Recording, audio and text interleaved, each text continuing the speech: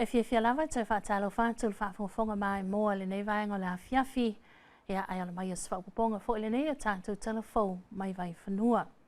I tala tomua, o luma mautal whala le malo le matangi ala lua, lea ua wha moe le asisi na ai le tanga vai le atunu i le nei tau sanga. Mata tamata wha vai, mo se wha upoponga. Wa whaalawi loa pol kalame wa whaata oto le whaamanatuina o le ono sifulto tau sanga o le tuto o tasi o Samoa. O le awhionga anga filito mai mano shem leo ofisa silen tanga luenga o le paalemia ma le kapeneta. O le suitaita i fono le komiti o tāpinang o le ono sifulto tau sanga le tuto o tasi o Samoa. Na sau noe whaalawi loa le nei pol kalame i le wheloa inga ma le vasenga o tusitala. O le pol kalame i le nei tausanga i le whamanatuina o le ono sifulto tausanga o le malo tuto tasi o siu tātou tunou. Ia o lo o wa whapena o na tō wha le whionga i le teitei fono, le whionga i le tumaitai pālemia ma le kāpeneta. O le a whaatinoina ia i luma o le luma maota o le malo i le fau nei. Ia po o le maota o le malo i nei matangi ala lua po e le fau i le nei tausanga. O lo o whaanga ioi ia le ngā luenga tele i le toi wha le leia o le ofisa o le fono au whaitu la fono. Ia e whapea fōi ma nisi o vaenga te tele o lo toi whafau ai.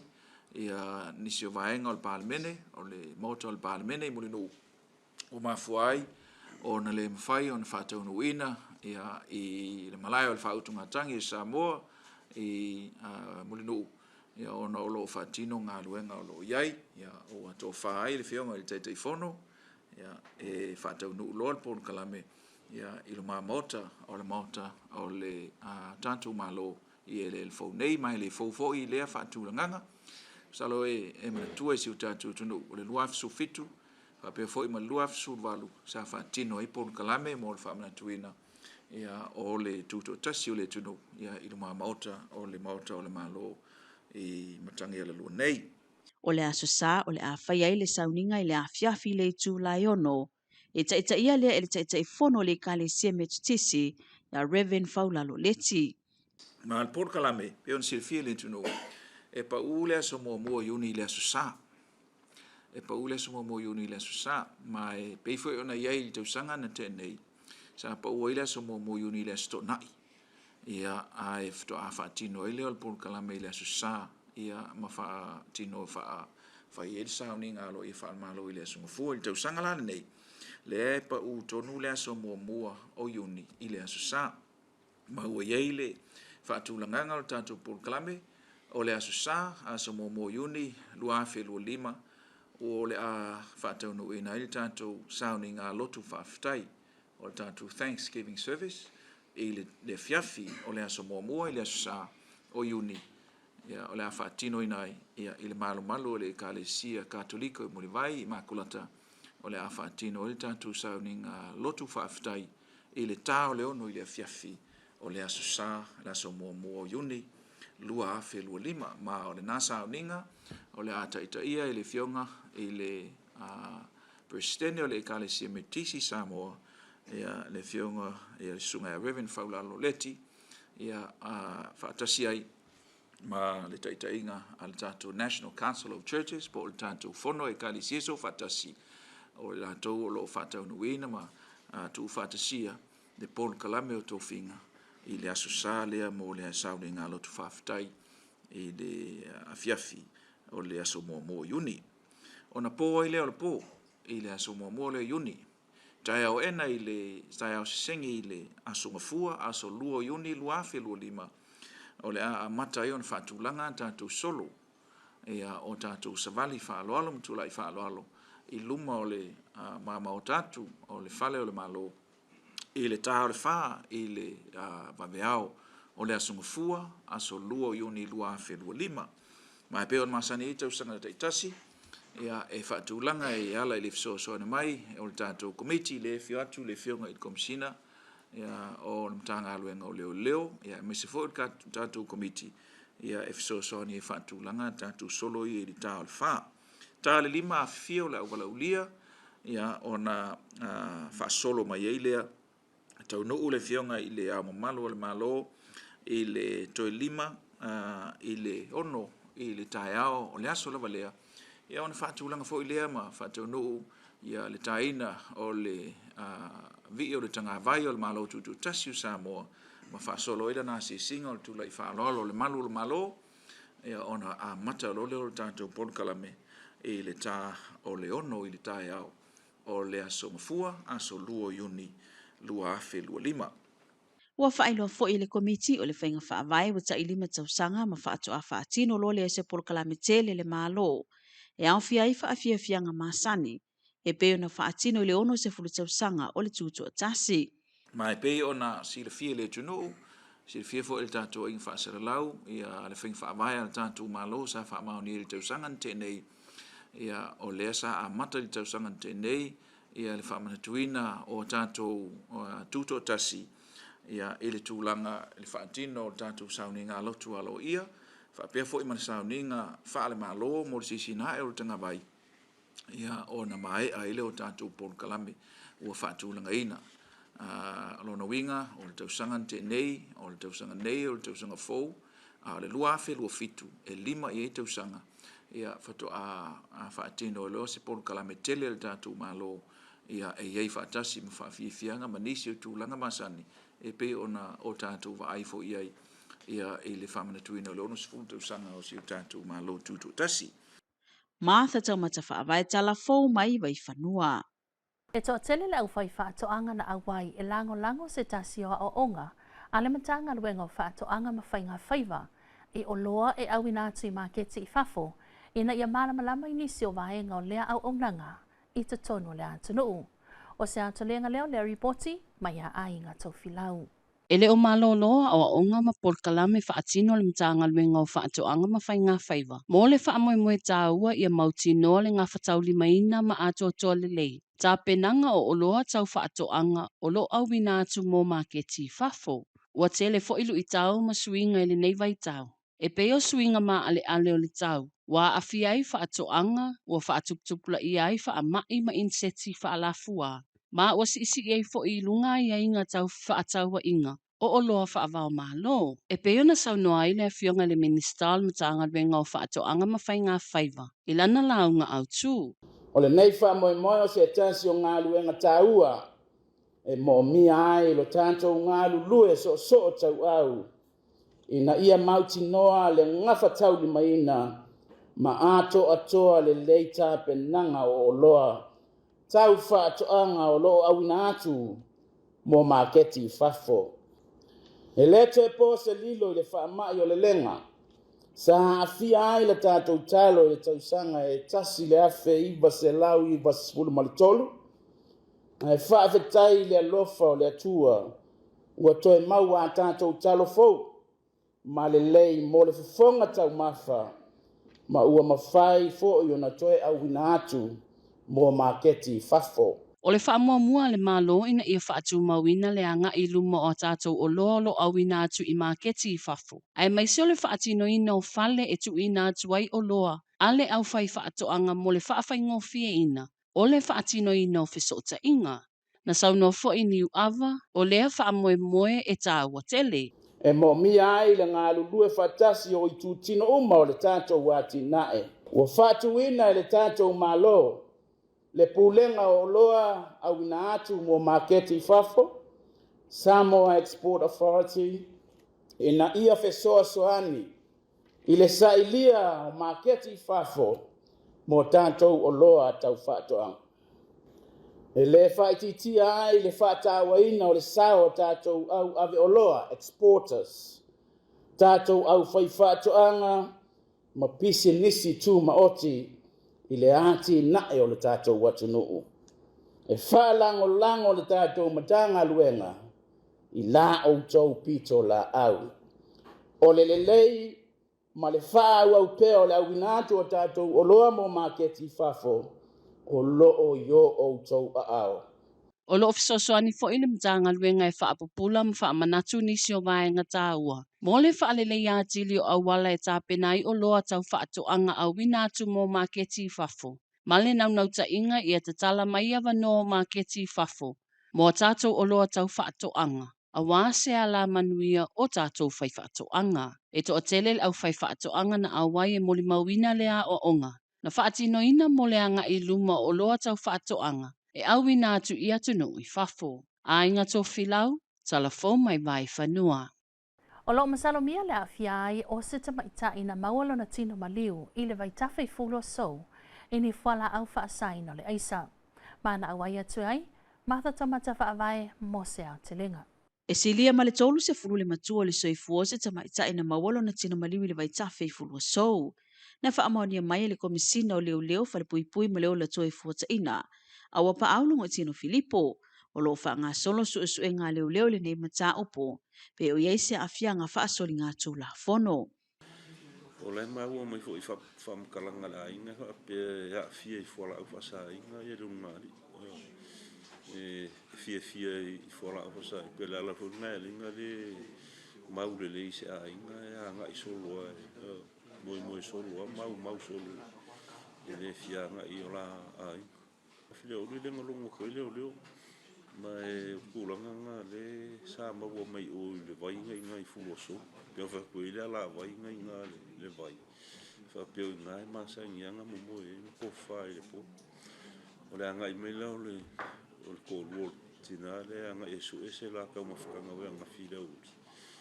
Ya o ko ka li wa ku nga pe ra ko wo ma li o siong fo.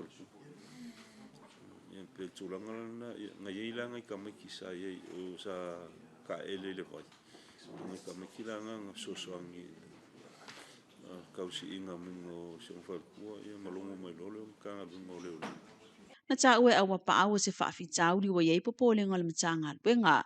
Lea a fiai o whala au whasaina. O le anga I lungo tere pe whale. O le anga I whuna I lungo le whao ngā ina I tangata o le whala au whasaina le leisi. Mai o le tūlanga ngā le whaatino e lau vaenga ia a fia I sori ngā tūla whono. E whaatino tere pe ngā whale. Una mai le I o mea tō tino I o tangata I. Ua awe whaatau mai ala tō isa. It's actually feeding le diction no way vaenga ngā tūlanga whala au whasaina leisi. So le polenga nan tanga lunga le anga I pe mo le tūlanga le whaunga ina e nisi o le malu le tunu o le whala au whasaina leisi. Ma o nisi fo I la tau ni. O I la tau ki poki mo ia tunu I whafure ua anga I tonu le o le whaatau inga le poli drug trade. Ma o nisi fo I la tau. Ua whaalua, whaatonu nga I ukai tan malala kala mai ma koe nga ia foi ko mai maua kulanga le fa pasai nai ar tulanga na o lo ki o lo va vai foi tanga lu ma o lo kausa ili foi se fofo inisio o non government organization ile tulanga o le fatino ino ni o nga poni rehab program o ila to yo afia mai tulanga le fa pasai na le so tulanga ni o tūlanga te mine, ele o iese tūlanga whapena ua mai, ona whaatino ele tatou malo. Ia o lo mātou ngā lue, hoi lava ma tatou tanga luenga, e o lo ngawha ma le matai tū ina o le tua oi wha mao malo, o le pora, ia me se hoi o so i olo kako ngā lue ofisio leo I atu motu tua oi pe o Amerika Samoa, I o New Zealand, o Fiji, o tonga te mine, ono tūlanga le wei. Ele na usa mua ua afia, ma tua afia al Pasifika le tūlanga le wei te mine le tūlanga I whala whasaina le leisa. Martha taumata whaavai Talafou mai Vaifanua. O le awhaia statou malolonga pupu o tuina atuni se tatou whaasalonga whaapisinisi nei. Le whiwa o pona iwi, o se whaamai e pipisi ua afia ai Samoa. O se whaamai e taatele I atunu ua mawhanawhana le tau, e pei o Samoa, ma isi atu motu o le Pasifika. A whai e ue le namu le tangata ua maua I le nei whaamai. E ma whai le namu lea o na toi ue isi tangata, ma afia ai le whiwa o pona iwi. O aunga e vave o na iloa pe a whai wa afia le tangata le whiwa o pona iwi. E a afia ai le whiwa, ti ngā le ulu, ti ngā so unga o le tino, ma pona iwi, whaafau, ma whaasuati, e fula le ua ma pata le tino. E tangata e pito sili o na afia ngō fia I le whiwa o pona iwi.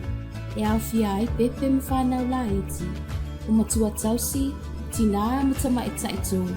Whaapea fo'i matangata iai ngase tu mau.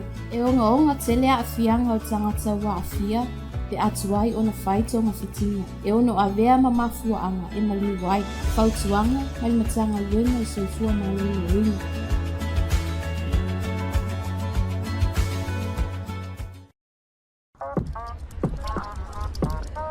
Ia, kai kela focus. Tony, ai nga me ke pisi. Ko ma ko pe. Se ka ko pe mengelo en so nga bi me ba nga fi bo avio. Nge ke e wo mga ngi fa le ko ma ko ai. Oi, e ma fai insure soifua.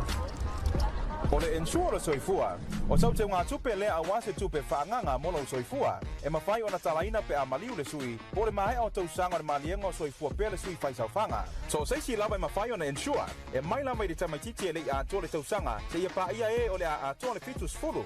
E pule lava le sui le tau e tutongi aina na insure. E tele a tātou insurance policy e te whiri iai. E tofu foi nei policy ma lātou ai inga whaapitoa. Ma ia whai lava sau mawaenga. Longo winga whai a elon whale kong. E whamangako mea lai lako. Huso, kamala e viri mai, emaili mai, ke ia le ku mai. Ai, so a rai whai sa unsua e wili le roki. A ton, le hangai mea o se wili lava se ukoro ngai whai alo wasu. Samoa Life, le insua mo tangata anu o Samoa. Ele ai se me sili na ilo ufia wa ai atu. Ua mawhai o na ausia miti mamanuia sia utamatene pe amatua. O lo una no tainga, ina ia whina le aonga, ma ia whau a waso na rumana i dele. Whamole mole tina matua, a vero lango i lo tine. Ina ia whailo na te pui o le HPV, ina ia pui mai e le ono o i le kānisa o tamaita. Go Dane! Vaccinate now and secure our future. Let's do this for Samoa. Design is like music. It's a whole orchestra. The dots, the lines, the dashes. It's a whole symphony. It has to feel good. Come on a fantastic discovery of design as Anthony Burke meets designers from Mumbai to Yogyakarta, showcasing groundbreaking works. This is me, this is my creation, this is my life. Culture by design. O le ale winga le upu pui pui ngalau tele. O lona winga, a whai to tele tanga to le ainga, nuu e ka le sia male atu nuu o mona whai tui pui pui. O le a whai ngata o na a fia tanga tai wha mai pipisi au fia ai man whanau la iti. O wha mai e peo le a te whiwhete, whata vai vai, tale umi, pneumonia, misela, mami, rupela maisi. Mana tua e awela o pepe whai tui pui pui. E tusa male tu se tui o tui nā tunu tanga ruenga o soifua maru hoina. A whai e tele mautinoa. E tā ua le tala noi se fō mai. Po se tausi soifua mo nisi whao talanga. O le tātou mata whai oi whai whātasi o le tausi ma whai ele whanau. Ia ola malo hoina. O le mata whai oi a tātou uma.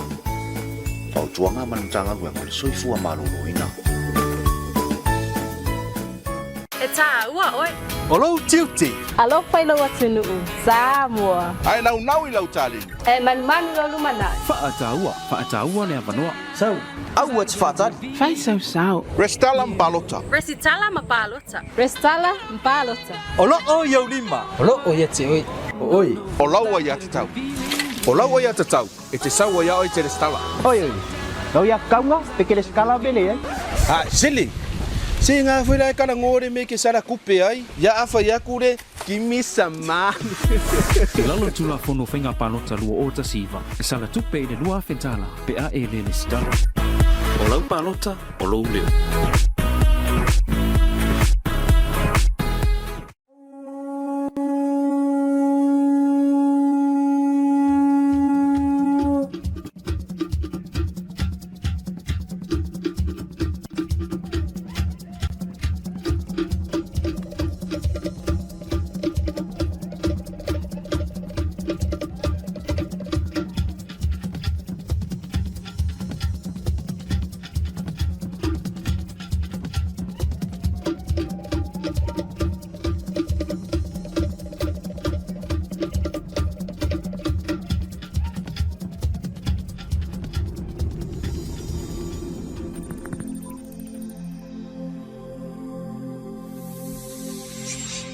I le toi talima ia ia Talafou mai Vaifanua. Na mawala wano nisio sui la matanga ruenga o leo fale pui pui ma leo le toi fuataina. E whaatino ai sa lantou polo kalame ma whaasoa ai. I le whanatanga tupulanga Talavou o le e whaka sa. Ona o le whaatupula ia soli ngā tū la whono. I le tango fio whala au whaasaina. Le ola o awhia i le to telo tupulanga a le atunuu. A inga tofi lau, mo se ao telenga o le ripoti. Na whaanga solo se pol kalame al mtanga wenga o leo fale pui pui ma leo le toi fuata ina. Ma whaaso ai ini soli ngā tū la whono ua mawalunga i te tono o le atunuu. O lo o awhia i tupulanga Talavou. O le si iti o le numera o alo ma whanau o le atunuu o tango fia nei soli ngā tū la whono. O le wha moele o le nei pol kalame. Ina ia whaalawi lo le mata utia o whala au whaasaina. O a upenga ma le ava maa losi. I le whono a Talavou o le e whakasa i maa lua. Na whaasoa sui o le mtanga luenga na awai i le pol kalame. I le mata utia o a fianga i tangata o lo o tango fia nei soli ngā tū la whono. Ai mai se pui puinga ma le awala e whaatino ai. Ai o le filifili ngā le tangata. Ua whaamanatu atu i le lātou wala au whaalea ngā ngai whānau. Lo lātou sao i te tono le e kālesia. Ma le lumanai o le Talavou. Na whaamalosi au e tau mamau mai le whaongaina o whala au whaasaina. Maami o ngā whaasoltu la whono. A inga tō whilau, Talafou mai Vaifanua. Ma tala whaaiu, walo ia le whaongaina o se tasia o wala savali.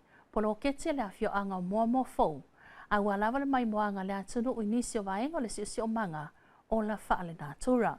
O se atalengo le reporti, mai a inga tō whilau. Ua mai at salaina se tasio o wala savalius bloketi o lo ngā lulue whaatasieli so saieti o whaasao i le atunu. Ma le awhio anga o mua fou. Ina ia whaimano foanga e mata i tū risi. Manisi fo i o le atunu e fia mai moa i le ola whaale natura o la au. Manisi o manu whele i le atunu. E peo na whaelo e se tasi o le office o le whaasao. Le tāua o le nei bloketi. I e o lo au mau i nei vaenga o le atunu. O le bloketi ne tāua o le ololu mana i o le aso. O le bloketi ne o lo o whaatupeina i le whaala tonga le EU, o le European Union. Ia po maro au whaatasia Europa. E whaautu le whaasau ina o le siusio manga po le ola whaale natura. Awala le awala savadis. I uta le awala tāua e mātou la awala whaale natura. E whao ngā savadi e tangata mata i le ola whaale natura, ma toe ao, ma toe whsotai ma ingola au, o manulele, o le whao ngā ino lele. O le tāua fo i o nei awala o tatalaina. Ina ia toi tangtanga i eile mamalo le atunu inisio la au o lo o maua i le si o manga. Na whaalia fo i se Yuli Ioane e tuwale. O lo i eise e tasio maa o le fuanga. O stasio vavau o lo o maua i le awhio anga o momo fou. O ni mea na tutupu i le vavau. I maa na whaonga i ne tangata i aso ana mua. Ai taunu mai role i le maa lea o le afo, o le fuanga. Ia, o le tasi hoi leo vavau ane nei, o lo o maua i tono nei nu. O le fuanga sa whaonga i whaamatai to i maa. Te turou. Ale tunu ia so ia le taunu mai le ua mea ia ma me whainga runga i o le pōni. O le taimi nei o le a whaongaina le nei awala savali. Mō mai moanga le atunu. A inga tō whilau, Talafou mai Vaifanua. Ua taualunga toi ma tātou Talafou mai Vaifanua mōne nei a whiawhile a songafua manuia whainga mālo longa mwha saunga nei pō tau whāseifua.